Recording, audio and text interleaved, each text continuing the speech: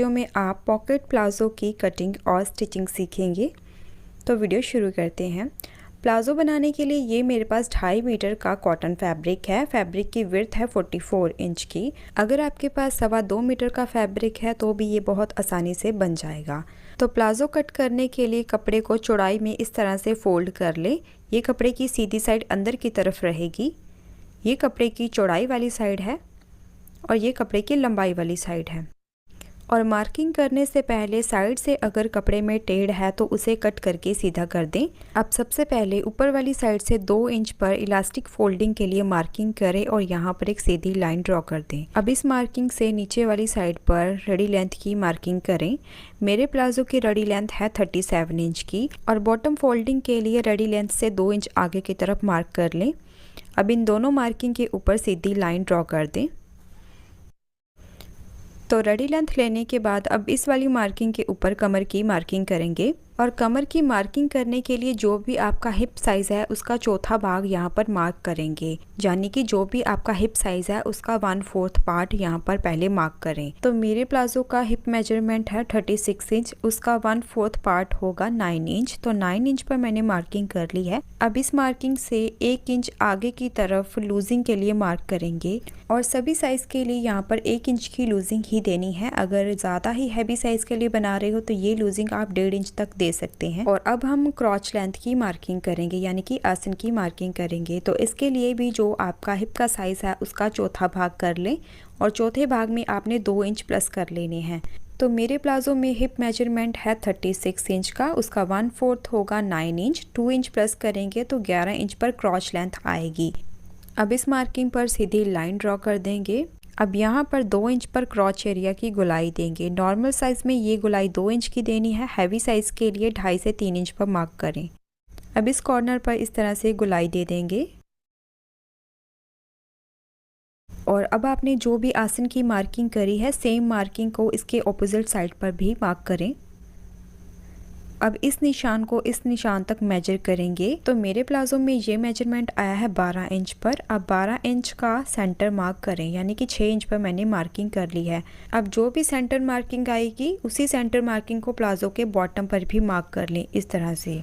अब इसी centre marking से 1/2 इंच इस तरफ और 1/2 इंच इस तरफ मार्क करेंगे। तो मुझे प्लाजो की लूजिंग रखनी है 7 इंच की, तो 3.5 इंच इस तरफ से और 3.5 इंच ही इस तरफ से मार्क कर लेंगे और बॉटम से सिलाई मार्जिन लेने की ज़रूरत नहीं है।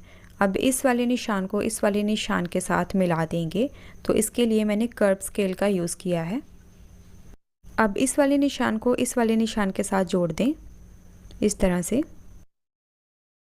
और स्केल को घुमा के यहाँ पर भी हल्का सा कर्व दे दें ताकि यहाँ पर कॉर्नर ना बने। तो फ्रंट पार्ट की मार्किंग बिल्कुल कंप्लीट है। अब इस मार्किंग के ऊपर इसे कट कर देंगे। तो फ्रंट पल्ले की कटिंग होने के बाद अब बैक पल्ले की मार्किंग करेंगे। तो कपड़े को उसी तरह से 2 फोल्ड कर ले। अब इसके ऊपर फ्रंट वाले पल्ले को इस तरह से रख लेना है और ऊपर से 2 इंच का मार्जिन छोड़ के फ्रंट पल्ले को रखें और इस वाली साइड पर हमें कोई भी मार्किंग नहीं करनी है और जो भी मार्किंग करेंगे वो आसन वाली साइड पर ही करेंगे। अब फ्रंट पल्ले से 2 इंच आगे की तरफ बैक आसन की मार्किंग करें और यहाँ पर इस तरह से लाइन ड्रॉ कर दें। तो फ्रंट का आसन हमारा यहाँ तक आ रहा है, तो फ्रंट वाले आसन से ऊपर तक सीधी लाइन ड्रॉ कर देंगे इस तरह से। अब ये जो कॉर्नर है यहाँ पर बैक आसन की गुलाई देंगे। तो यहाँ तक हमारे फ्रंट पार्ट का आसन आ रहा है। अब इस मार्किंग से 2 इंच ऊपर की तरफ बैक आसन के लिए मार्किंग करेंगे। अब इस निशान को यहाँ पर तिरछा जोड़ देंगे इस तरह से। तो प्लाजो के बैक पल्ले का जो आसन होता है उसे हम फ्रंट पल्ले से 2 से 2.5 इंच ज़्यादा लेते हैं और ज़्यादा इसलिए लेते हैं क्योंकि प्लाजो उठने बैठने में आसन से टाइट ना लगे। अब बॉटम से भी हम 2 इंच पर ही मार्क करेंगे और यहाँ साइड से भी 2-2 इंच पर आसन तक मार्किंग कर लेंगे इस तरह से। अब बॉटम और आसन की मार्किंग को कर्व स्केल के साथ जोड़ देंगे। तो बैक पल्ले की इतनी ही मार्किंग हमें करनी है। इस साइड से कोई भी मार्किंग नहीं करेंगे, इस साइड से इसे एज इट इज़ कट करना है। तो फ्रंट पार्ट के साथ साथ इसे मार्क कर दें।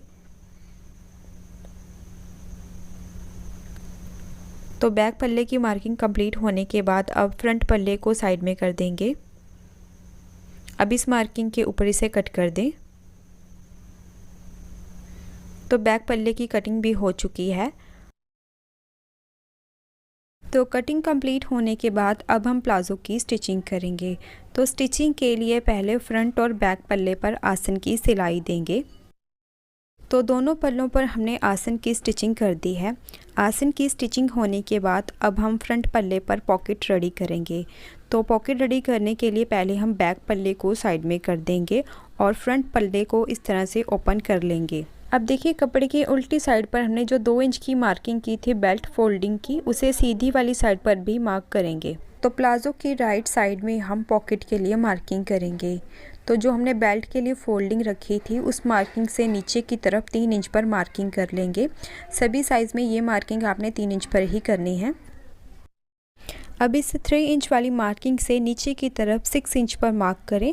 सभी साइज़ में ये मार्किंग आपने 6 इंच पर ही करनी है और इन दोनों मार्किंग को 1/2 इंच अंदर की तरफ मार्क करेंगे इस तरह से। अब इन दोनों मार्किंग को सीधी लाइन के साथ इस तरह से जोड़ देंगे। तो प्लाज़ो के ऊपर हमारी मार्किंग हो चुकी है। अब हम एक्स्ट्रा फैब्रिक के ऊपर पॉकेट की कटिंग करेंगे। तो पॉकेट रेडी करने का ये सबसे आसान तरीका है कि जितने आपको पॉकेट के लिए फैब्रिक की ज़रूरत है उतना आप फैब्रिक कट कर ले। तो फैब्रिक की लंबाई ली है मैंने 12 इंच की और फैब्रिक की विड्थ है 14 इंच की। आपको भी इतना ही फैब्रिक कट कर लेना है। अब इस फैब्रिक को हम चौड़ाई में इस तरह से 2 फोल्ड करेंगे कि कपड़े की सीधी वाली साइड अंदर की तरफ रहे। अब जो कपड़े की ओपन वाली साइड है यहाँ पर हम पॉकेट के लिए मार्किंग करेंगे। तो ऊपर से पहले हम 1.5 इंच पर मार्किंग करेंगे। सभी साइज़ में आपने ये मार्किंग 1.5 इंच पर ही करनी है। अब यहाँ से जो मार्किंग हमने प्लाज़ो के ऊपर की है सेम यही मार्किंग हमें फैब्रिक के ऊपर भी कर लेनी है। तो इस मार्किंग से नीचे की तरफ 6 इंच पर पहले मार्क कर ले और फिर दोनों मार्किंग पर 1/2 इंच अंदर की तरफ भी मार्क कर ले। अब इन दोनों मार्किंग को सीधी लाइन के साथ जोड़ देंगे। अब इस मार्किंग से नीचे वाले कॉर्नर पर इस तरह से गोलाई देंगे। अब ये जो हमने गोलाई की मार्किंग की है इस मार्किंग के ऊपर इसे कट कर देंगे और कटिंग हमें सिर्फ इस वाली मार्किंग पर ही करनी है, इस वाली मार्किंग पर नहीं। तो पॉकेट की कटिंग हो चुकी है। अब इसे प्लाज़ो के साथ अटैच करने के लिए इसे ओपन कर लेना है और ओपन करने के बाद पॉकेट को प्लाज़ो पर इस तरह से रखें कि ये दोनों मार्किंग एक दूसरे के ऊपर आए इस तरह से और दोनों फैब्रिक की सीधी वाली साइड अंदर की तरफ आएगी। अब जो पॉकेट के ऊपर हमने मार्किंग की है बिल्कुल इसी मार्किंग के ऊपर हमें स्टिच कर लेना है। तो स्टिचिंग हमने कर ली है। अब इन दोनों कॉर्नर के ऊपर एक एक स्मॉल कट लगाएंगे। कट बिल्कुल ध्यान से लगाना है, सिलाई कटनी नहीं चाहिए। तो जो हमने स्टिच लगाई थी स्टिच के अंदर वाली साइड पर ये हमने कट दिए हैं। अब पॉकेट को ऐसे फोल्ड करें। अब नीचे वाली साइड पर यहाँ तक आपकी स्टिच आ रही है वहाँ से 1 इंच नीचे की तरफ मार्किंग करें। अब फोल्डिंग के ऊपर 1/2 इंच का मार्जिन लेते हुए इस तरह से स्टिच कर लेंगे और स्टिच हमें सिर्फ पॉकेट के ऊपर ही करना है। ऐसे डबल स्टिच के साथ सिलाई को शुरू करें और जहाँ तक हमने मार्किंग की है वहाँ तक ये स्टिच कर लेंगे। अब स्टिच होने के बाद पॉकेट को पलट के सीधा करें।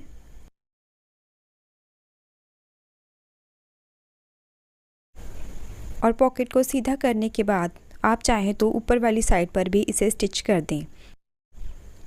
अब पॉकेट को पलट के अंदर वाली साइड पर फोल्ड करें और फोल्डिंग के बाद ये जो पॉकेट की खुली वाली साइड है इसे ऊपर वाले पल्ले के साथ जोड़ेंगे। तो इसे जोड़ने के लिए यहाँ से लेके यहाँ नीचे तक इस पर एक सीधी सिलाई लगा के इसे अटैच कर देंगे। तो बेल्ट से सिलाई को शुरू करते हुए पॉकेट के साथ साथ इस तरह से हमने स्टिच लगाते हुए इसे नीचे की तरफ लेके जाना है। तो साइड स्टिचिंग लगने के बाद पॉकेट हमारी लगभग रेडी हो चुकी है। अब जो पॉकेट की ऊपर वाली साइड है आप चाहें तो इसे प्लाज़ो के साथ इस तरह से रफली स्टिच करके अटैच कर दें या फिर आप ऐसे कर सकते हैं पॉकेट की ऊपर वाली साइड को पिन के साथ सिक्योर कर दें और जब हम बेल्ट की फोल्डिंग करेंगे तो बेल्ट की फोल्डिंग के साथ ही ये ऊपर वाला पल्ला भी अंदर की तरफ ही फोल्ड हो जाएगा इस तरह से। तो मैं इसे बेल्ट फोल्डिंग के साथ ही अटैच कर दूंगी, तो इसीलिए यहाँ पर मैंने पिन्स के साथ इसे सिक्योर कर दिया है। तो पॉकेट रेडी होने के बाद अब फ्रंट पल्ले के ऊपर बैक पल्ले को इस तरह से ओपन करके रखेंगे। अब दोनों पल्लों की तो अंदर वाली साइड पर स्टिच लगने के बाद पहले हम प्लाज़ो की बॉटम फोल्डिंग करेंगे। तो बॉटम फोल्डिंग के लिए 2 इंच का मार्जिन हमने एक्स्ट्रा लिया था, उसे इस तरह से 2 फोल्ड करें और फोल्डिंग के बाद फोल्डिंग के बिल्कुल किनारे पर स्टिच करते हुए इसे रेडी कर दें। बिल्कुल ऐसे ही दूसरे बॉटम को भी फोल्ड करके इसे रेडी कर देंगे। तो बॉटम फोल्डिंग होने के बाद अब इस पर साइड स्टिचिंग करेंगे। तो साइड स्टिच करने के लिए देखिए बैक का पल्ला ज़्यादा है और आगे का पल्ला कम है। तो स्टिचिंग करने के लिए पहले दोनों पल्लों को इस तरह से बराबर कर लेंगे। दोनों साइड के पल्लों को बराबर करने के बाद साइड से 1/2 इंच का मार्जिन लेते हुए स्टिच कर देंगे। इसी तरह से दूसरी वाली साइड पर भी 1/2 इंच का मार्जिन लेते हुए स्टिच कर दें। और जब आप पॉकेट वाली साइड से साइड स्टिचिंग करोगे तो आपने थोड़ा ध्यान से यहाँ से स्टिच करना है, क्योंकि अगर आपकी सिलाई पॉकेट के ऊपर आ गई तो पॉकेट बंद हो जाएगी। तो यहाँ पर ध्यान देना है, पॉकेट के बिल्कुल साइड में से आपने सिलाई को निकालना है इस तरह से। देखिए तो साइड स्टिचिंग लगने के बाद देखिए पॉकेट बिल्कुल अच्छे से रेडी हो चुकी है। तो साइड स्टिचिंग लगने के बाद अब हम बेल्ट की फोल्डिंग करेंगे। तो ऊपर से हमने 2 इंच बेल्ट के लिए जो छोड़ा था उसे इस तरह से 2 फोल्ड करेंगे और जब बेल्ट की फोल्डिंग होगी इसी के साथ पॉकेट की ऊपर वाली साइड भी अटैच हो जाएगी इस तरह से। अब यहाँ से थोड़ा ध्यान से समझे, क्योंकि बैक का आसन आगे वाले आसन से ज़्यादा है। तो इसे फोल्ड करने की फोल्डिंग के साथ साथ आपने इस तरह से 2-3 छोटे छोटे प्लेट्स बना देने हैं, क्योंकि बैक का पल्ला ज़्यादा है तो इसी तरह से आपको फोल्ड करना पड़ेगा।